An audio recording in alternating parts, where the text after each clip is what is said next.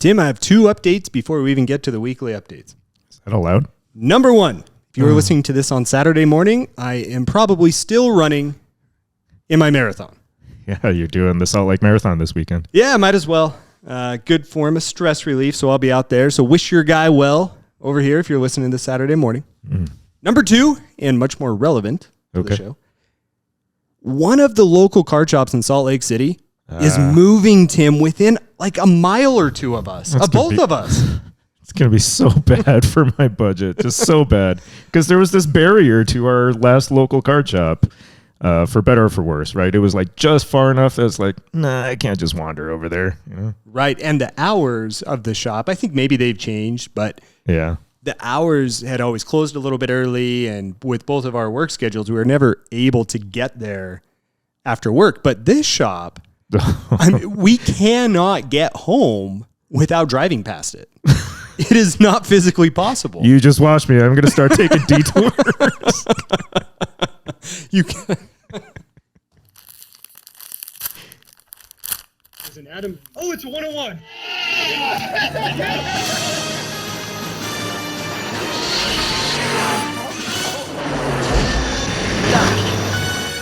Someone call for a doctor?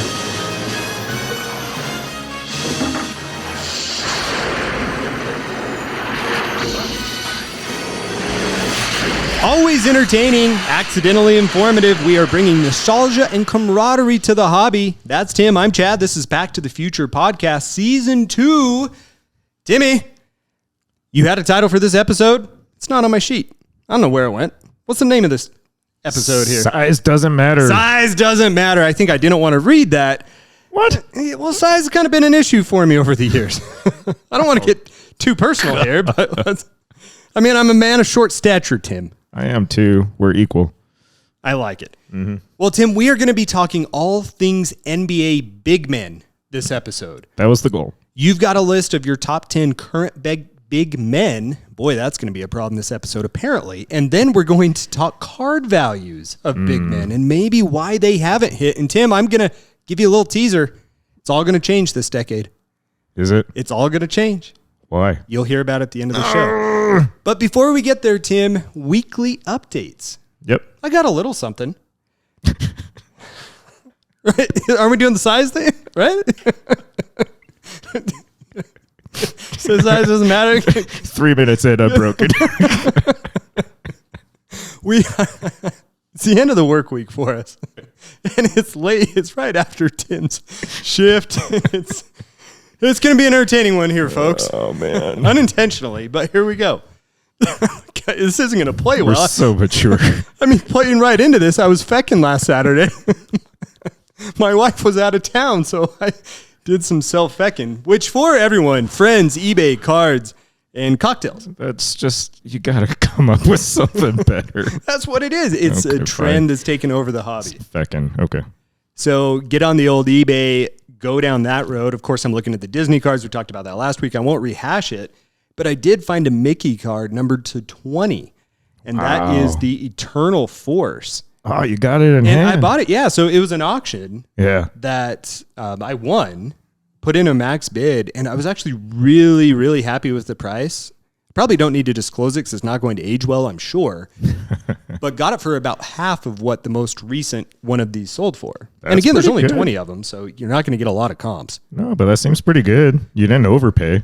No, I definitely didn't. And a fun part of this that led to it is I posted on Instagram right afterwards, and I got a message from a new listener. And he said, hey, you beat me to it. You're the one who beat me on eBay. Man. And so we started going back and forth, and this guy's just as big of a junkie at Clifton Disney cards as I am. That's cool. He's ripped, I think, 7 boxes so far and 2 cases. He's got a new YouTube channel. I think it's That Dude Collects. So you can go check that out. He's just getting back into the hobby and just decided to go ham with it. But here's the interesting part. This card shipped from China. Sunday. I woke up this morning, Tim, and on my Nest camera on my front door, there was a picture of a woman standing on my porch at 1 a.m. So immediately I flip out. I'm like, what? So I jump up on the edge of the bed and I'm pulling it open and looking at it. She was delivering this Mickey card at 1 a.m. It got here in 5 days. Wow. So go figure that one out. Wait, that one didn't go through eBay authentication? No, interestingly enough. I mean, it was an auction. I don't know if those have to go through Buy It Now. I know the Buy It Now is at a certain price due, but no. They don't consider that a trading card then yet. Oh, no. This is interesting. It is. I should have looked at this beforehand. Huh. I'm sure someone out there knows that. Send us a message on Instagram, Pack to the Future Podcast, and let us know where Tim and I's brains are currently malfunctioning, because they undoubtedly are. Nah, eBay. Just blame eBay. That's a good option too. I like where you're always a good option. So that's it. That's it for my update. A single card. I lied. To pay for this, I boxed up 40 sports cards and sent them off for consignment on Sunday. 4-0. I got rid of a lot of Rudies. I got rid of a lot of non-numbered Donovan Mitchells, some of my non-essential Peyton Manning cards to help pay for this. And you know what? I looked through them flip through the initial stack, look through them again, put them in the box. I don't think there's one of them that a week, a year, 10 years from now, I'm going to regret selling to get this one. Not one? I don't think so. Okay. I support that, right? I mean, you've been talking about how you have piles of cards just sitting around that you're not going to miss. This is a card out of 20 from a very limited print, very limited set. I like it. Thank you. Thank you, Tim. What about you? What's new with you this week?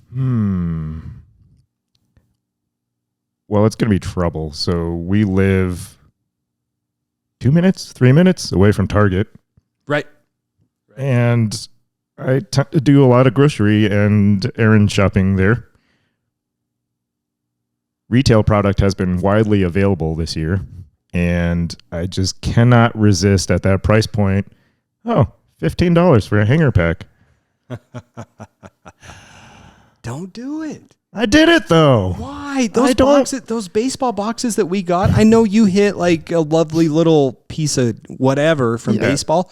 I hit nothing. The best card I got from that Allen and Ginter box, I meant to tell you this. Yeah. The potato chip card. I gave it to my wife. She likes potato chips. It's the best card I got. I threw every other one of them away. Are there comps on that? I don't know. You made me pay you like $120 for those two boxes, and I ended up throwing them both away. They were garbage. Tim, don't do it. But I did it. 2 packs of Optic and 2 packs of Prism. And what happened? I got Jack Crap. Of course you got Jack Crap. I got a Josh Giddey base rated rookie. That's great. If this is 2020, send it to PSA with the other 8 billion of them and make yourself $100. Oh gosh. I want my $54 back. I want your $54 back for you. That was a bad choice. Bad impulse purchase, but that's the problem. They're so cheap. Yeah. They're there. Gives you a little itch. I'm a damn sucker. Go back and listen to our episode where we talk about a retail product possibly being overprinted and no longer worth your money. Yes. I just got so lulled into the chance of a downtown. It's hard not to. It's hard not Color to. Blast. Auto. Nothing. Jack Crap. I think you just talked yourself into buying another pack. I think I did. On the air. Yeah. Don't do it. What are you doing? Damn it. If you didn't have headphones on, I'd slap you right now. You still should. Don't do it, people. Don't let your friends buy retail. I did buy into a Topps Dynasty break that was slightly better value. Okay, that's a change from the Target pack. Yeah, you go from retail to one of the highest end baseball products with game used memorabilia in it. How'd it go? Not great. I bought, I think it was a random team for $140. I don't look at my receipts. That's reasonable. That seemed reasonable. It seemed reasonable. What team did you hit? The Red Sox, and I was like quite excited. Right before the break, somebody comments on the post on Facebook and is like, "Hey, you want to trade Dodgers for Red Sox?" Chad's wagging the finger for those of you listening. You told me never to trade. You said you never trade. Exactly. I never trade, but I had that, this could be something. And I told myself, no. Unlike retail, I told myself no to trades because that is one of those hard and fast rules of breaking. Don't trade your teams, especially if it's a good team. You're going to regret it. I regretted it. They hit a Cody Bellinger out of 5. I mean, at least it's Belly. Yeah. I mean, it's not great, right? Like, I'm not like super sad. It's not like it was a Logo Man patch or like a baseball patch. Right. It's not a like, Koufax or Vince Scully or something. Not like an awesome cut auto, but it was still a hit, and it was a garbage case. So, I mean, that was actually card number 2 out of the 5. They hit an Ichiro. That was pretty cool. Nice. But reverse this though, right? Like, say you make the trade and you hit the belly bomb. Yeah. What if the Red Sox hit something massive? No, I know. It could have been something great. You would have hated that Bellinger at that point. Oh, no, exactly. That's why you don't trade. I think the disappointment of knowing I gave up a potential hit that was meh versus the regret I would have had if I'd hit a monster, it's just, it doesn't even compare. So that's why you don't trade your spots after you hit a good team. Yeah. Don't do it. I'm sorry that you didn't hit anything, but I'm proud of you for not trading. Yeah.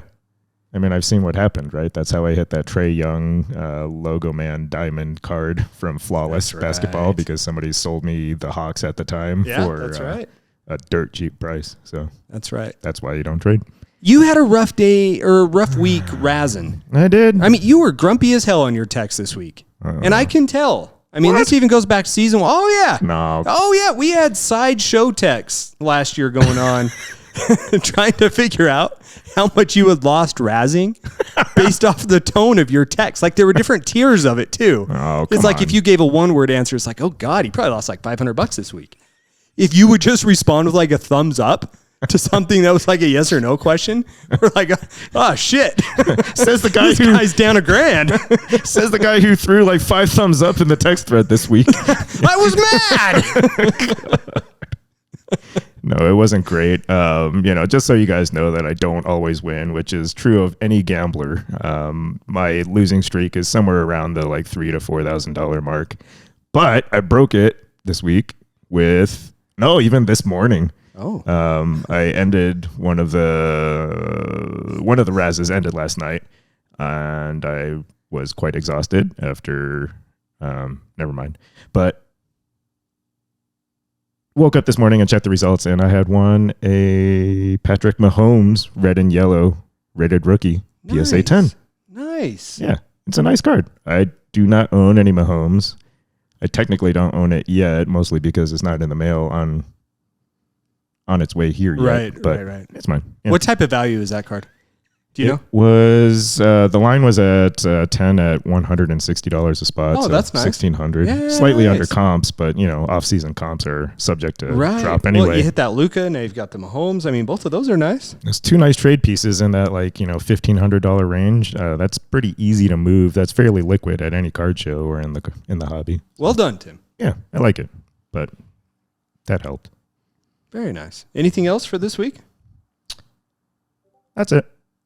All right. Mm-hmm. Very good. Well, Tim, before we get into Tim's top 10 big men, why don't we tell our listeners a little bit about our website and remind them to go visit pttfpodcast.com.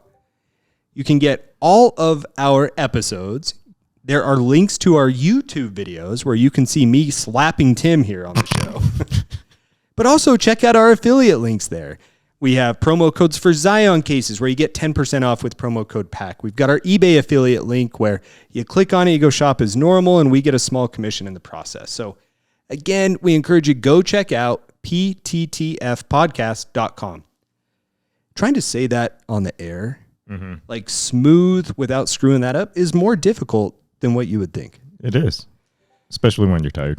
What in the hell's going on your computer? I don't know. Does this have to do with your... No, nothing to do with it. I'm still getting the use. Your pandas? Does this have to do with your pandas? I don't know if listeners can hear this. There's a little beep going on. I'm pretty sure your pandas are taking over. It's a Discord notification. Let me quit that. One sec.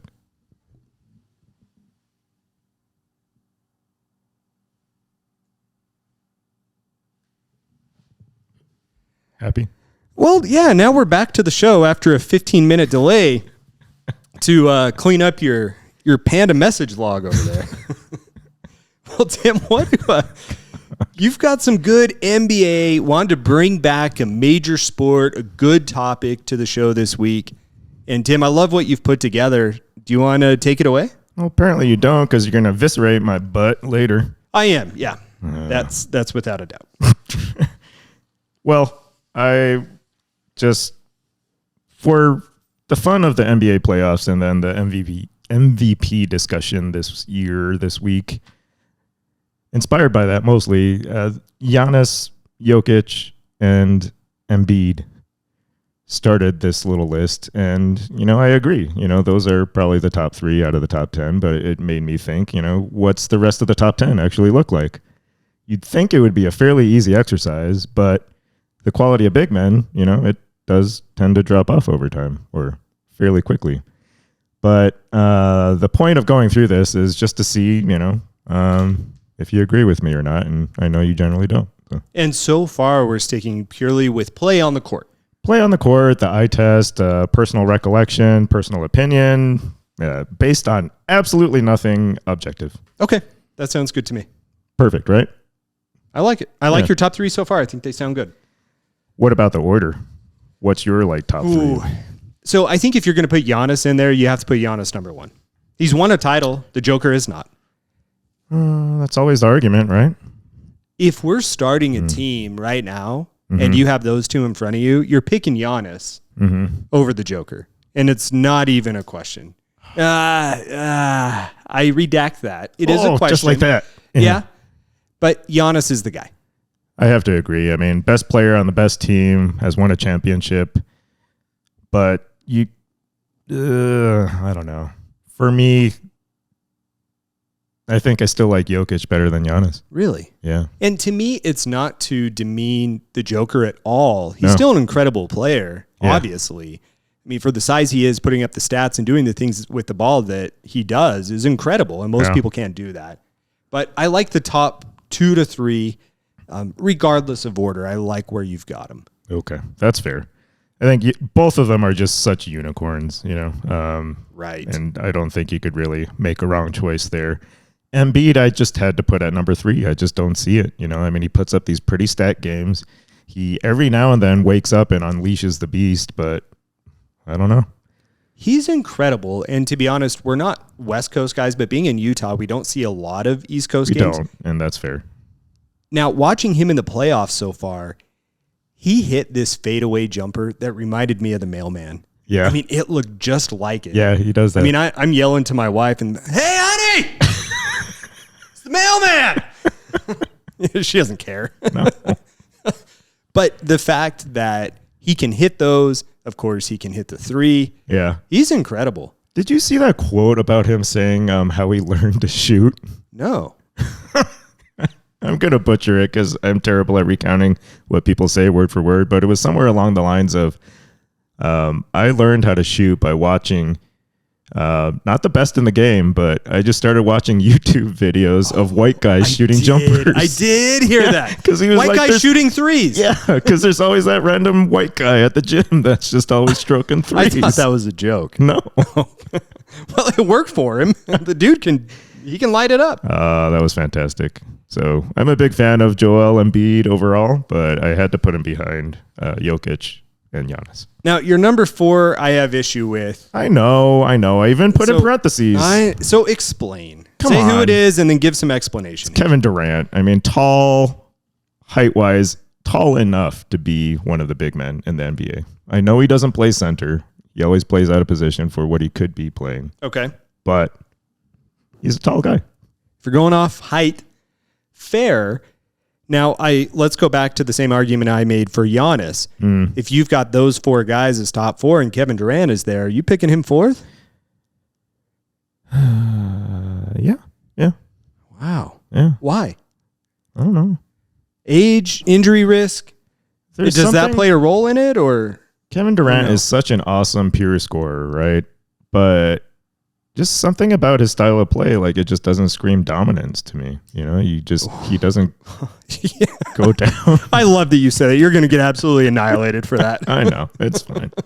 But he just, I don't know, like watching basketball in the 90s, he You don't see him like do the classic post up, and he Right. doesn't block out when he's rebounding. Like he doesn't do like big man impressive stuff. I don't know. I agree.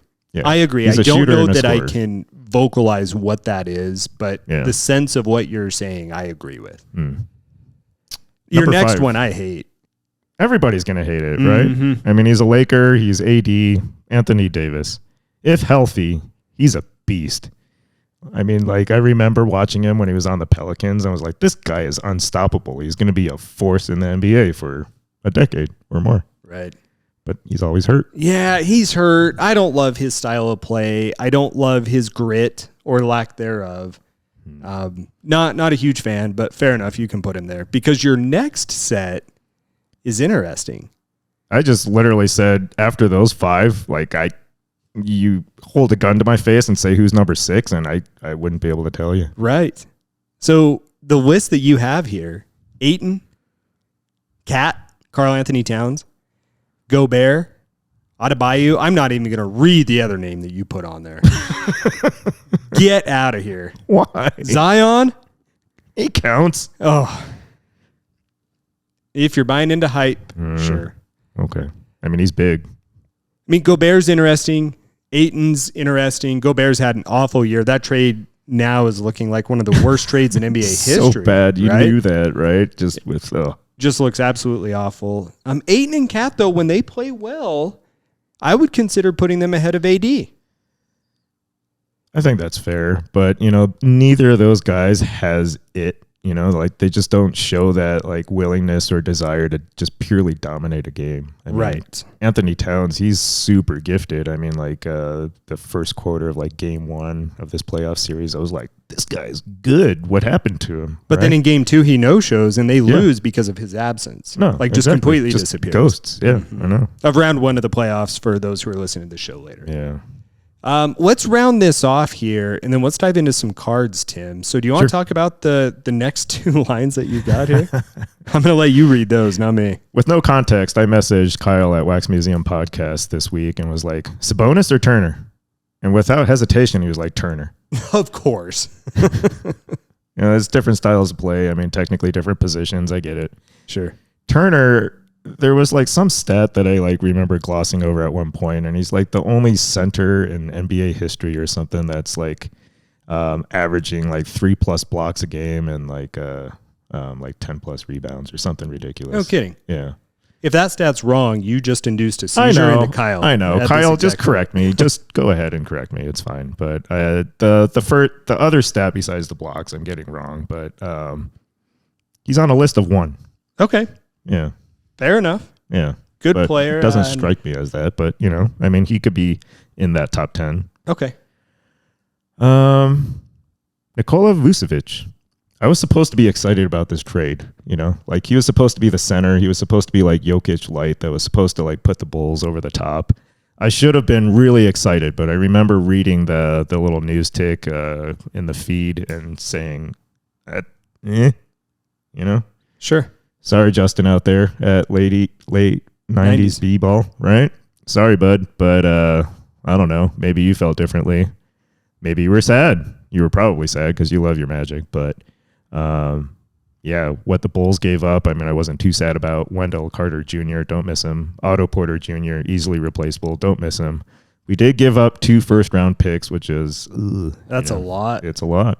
Not Rudy Gobert a lot, but No. that was a lot at the time.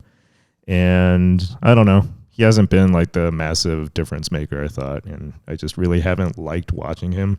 There's a lot of games that, he's playing and it seems like he's not out on the court. I don't know. It's weird. Yeah. But Well, Tim, that's some good big man love there. Let's parlay it into some cards. What do you say? yeah, let's do it. So you selected here, you've got a great list, and this is where I'm just going to destroy your soul, of the top 10 PSA 10 Prism Silvers or similar rookie card values. And Right. you broke this down into tiers. Mm-hmm. This does not just include active players, but also vets. Mm-hmm. You've got tier 1, you have vets, and then you have tier 2, and then you have those not listed on Card Ladder. So I'll let you start with number 1, and then I'm going to tell you where you're wrong with number 2. Oh, shoot. Okay. Number one, Giannis, right? That was your argument, is that Giannis is just the best player. He's won a championship.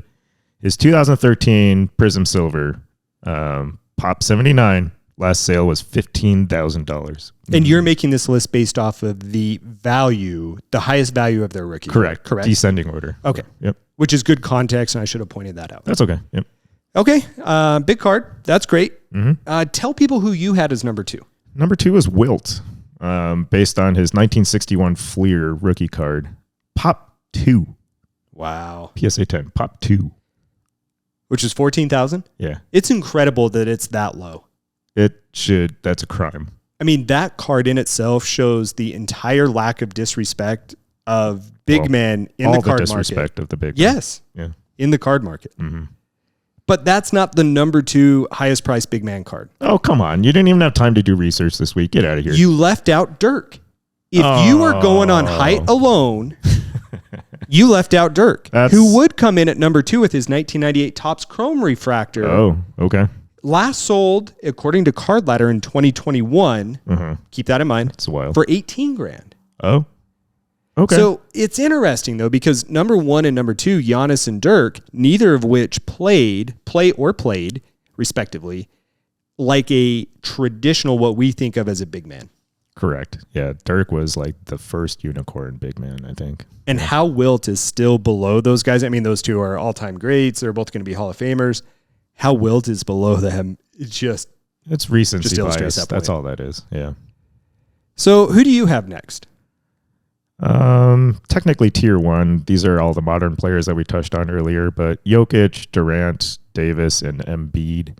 Jokic tops out for his 2015 Prism Silver at $2,500. Durant follows actually a decent gap behind that at $1,890, even though it's just a Pop 15 for his 2012 Prism Silver. And then clustered closely by are Anthony Davis and Embiid with their rookie silver prisms. Why don't you... I'm going to comment on this, but just to illustrate my point that you just missed one. The vets.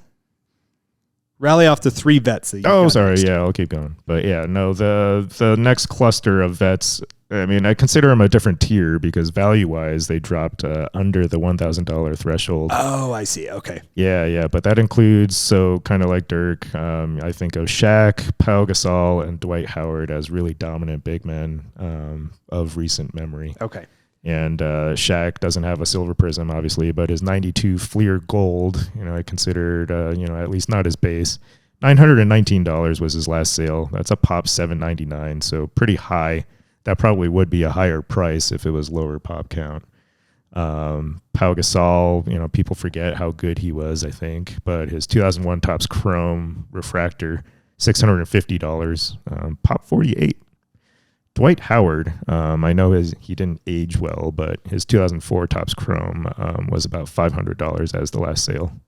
Pop 240, higher than I thought it would be. Okay, so you've got that kind of tier 1B in there. Then you've got the vets. Tim Duncan you forgot about. Well, he's not a center, right? You already made the point that these aren't centers. I know, but yeah. So his 1990, he would come in at number 4 on this list. Yeah. Of the 97 Topps Chrome Refractor is $6,300. Okay. That's a big card. That's a big card. And that's understandable because the love for Dirk and Tim Duncan, very real. Right? So I appreciate you fleshing out that list with two really gross, I'm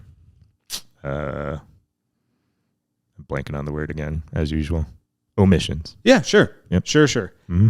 Well, the rest of that list, though, active players, maybe some room to grow up. Go up. Yeah. Go up in value. Maybe? Yeah. Maybe. And I think that was the point of putting this list together. Some pretty, basically GOAT big men. Right. Joker, Durant, Davis, Embiid. Yeah. I mean, they just, that seems horribly underpriced for their rookie cards, right? I mean, these are really good players. Out of those 4, say that a Raz pops up and you're going to try and win one. If cost is all roughly the same, I mean, we're talking $2,500 to $1,600. Who are you going after if you had to pick one of those 4? And you want best return in 10 years. In 10 years. I've already ignored some Razes for Jokic. Durant, I just don't like personally. AD, I'd never collect. Embiid. Embiid seems like a keeper. Seems reasonable. Are those knees going to be an issue? They will. That would scare me. Mm-hmm. Chris Cardladder, Joker. He's big on the Joker. Yeah. I don't know who I'd take out of that for everything you just said. Maybe give me the Joker. Give me the Joker out of those 4. Just because of the low pop, too, Yeah, I think so. That would play a role. And actually, out of those 4 cards, he has the highest pop at a 141. Still low overall, though. Yeah. To your point. Yeah. Now, Shaq. Can we talk about Shaq for a second? Yeah, he's one of your favorites. Shaq is one of my favorites, and every time I go back and think about my pyramid and what I'm going to collect, I always flirt with the idea of dumping some of the active player cards that I have, especially Rudy I've thought about. I've thought about some Broncos who haven't panned out, and thought about collecting Shaq. It completely baffles me that his cards are not worth more, and it's entirely the big man effect. Yeah, purely. He's a title winner. He played in LA.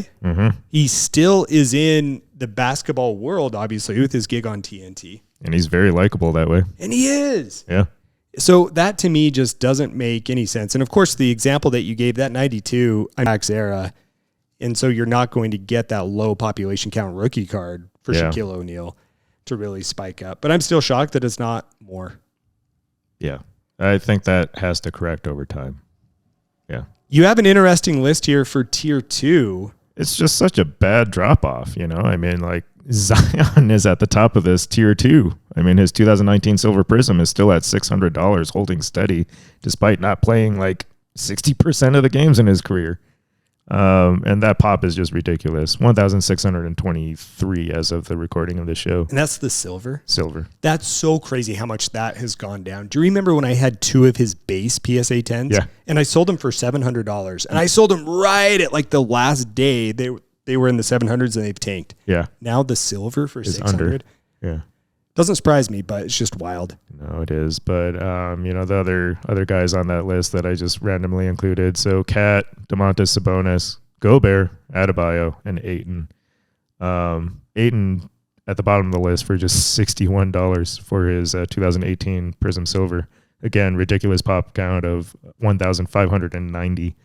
But he was one of the most sought-after players of that 2018 class, and $61 for a graded So silver. low. Yeah, it's pitiful. Anyway. Rudy, the most decorated out of any player on that list. Yeah. No, seriously. No, yeah. With his, it's a defensive player there. You want to talk about lack of value in cards, talk about a big man number 1, and then talk about defense number 2. Yeah. So it's not surprising to me. Also has, a silver medal? Mm-hmm. Yeah, he does. Yeah. But also not likable. No. In the slightest. Not even close anymore. That if you're a Rudy Gobert collector, you can pick that up for a nice price. Yeah, just popped 21 for his 2013 Select Silver. $120. Wow.